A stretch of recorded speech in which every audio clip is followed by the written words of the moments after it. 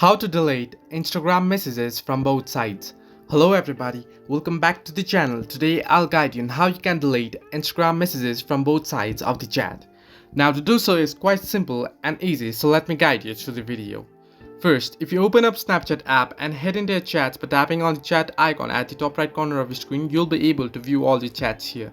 Now I'll just open up a quick chat here and I'll just send a message here. I'll just send hi here. Now to delete the chat that you have sent from both sides, what you want to do is first tap and hold on the chat that you want to delete. Now here you'll get the option to unsend. Simply tap on unsend and you'll get a notification pop up here. Unsend message.